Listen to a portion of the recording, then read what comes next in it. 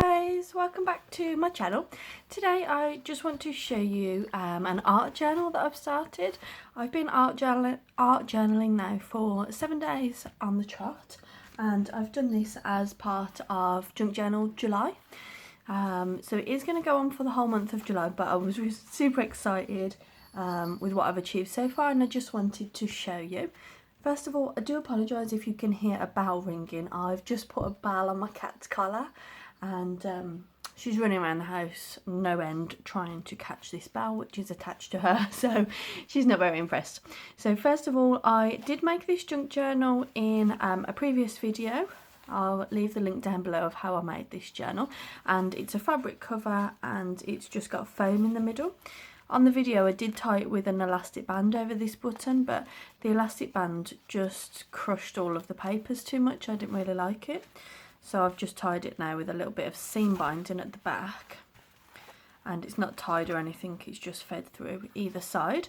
And then the whole journal is just made from scrap brown papers, paper bag, some art paper, like a roughy type of paper, so on and so forth, paper bags, and it just repeats like that. So let me show you. First of all, I will also do a flip through at the end. So each day there's been a prompt for Junk Journal in July. The first prompt was introductions, so I drew this flower, and then I did a little bit of this was from a magazine, sorry, and it's watercolours and chalks on the background. And then if you put water over chalks, they sort of go a little bit like watercolours, but I found that they are quite vibrant. Now I must just add, this is the first time I've done anything that involves any type of drawing, painting. You know, I've had paints in my collection, but it's just from odd little bits of jelly printing and things like that, so this really was something totally different for me. So bear that in mind maybe when you're critiquing the quality of work. Now the second prompt was create a collage. Now I swear there was like paper collages underneath each of these sets of flowers. I don't think you can even see them underneath there now. I just went a little bit mad on the colours. I think again this was watercolours and chalks, and I have sealed both of these pages with just matte Mod Podge, and these are just Tim Holtz elements. And for my lettering I've just used, I'll show you, it's just here. I just use one of these stencils, they're really cheap to pick up, and it just saves, you know, using stickers or handwriting, anything like that. Third page, this prompt was use a tag, so I've done a jumbo tag here and then a matching spread just to the side. Again, you might have seen these in my previous video on how to change the colour of outline stamps. So this whole background is created with watercolours and brushes, sorry. And then I've just done some acrylics over the top to create these circles and dots here and there. I'll show you a close-up of that one because I do actually really like those pages. I think that's still one of my favourite pages. The next prompt was very vintage. Now it's quite difficult because I wanted to keep the whole journal really bright and airy, so I thought it was quite difficult to mix something that was vintage with bright, but I've used some Tim Holtz paper dolls, Tim Holtz florals here as well. The whole thing was just done with acrylics, and there is stamping in the background. What I did do around the majority of the pages, I've actually inked the edge of the page directly with a ink pad like this, and I just scrape it down the edge of the page rather than using any type of blending tool, and it just catches the very edges, just puts a little bit of black.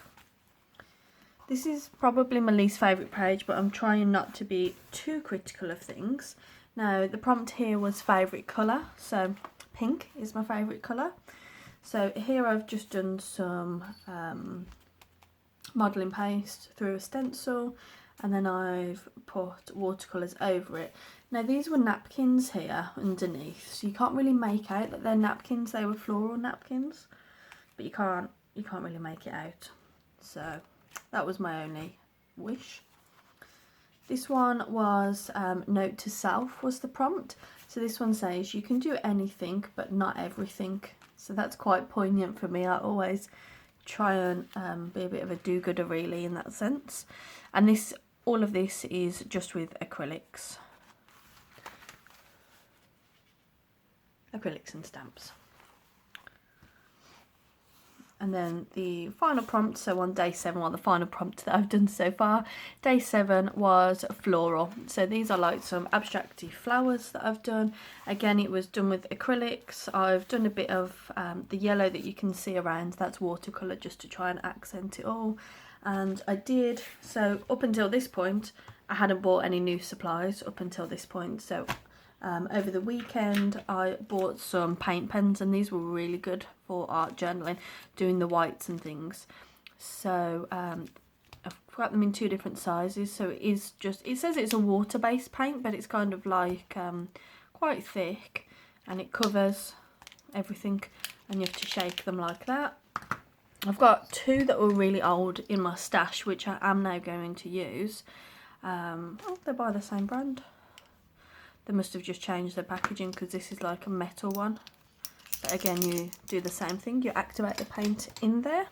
So I'm going to carry on for the next, I think 31 days are in July. So I'm going to do that, and then I will do a full flip through.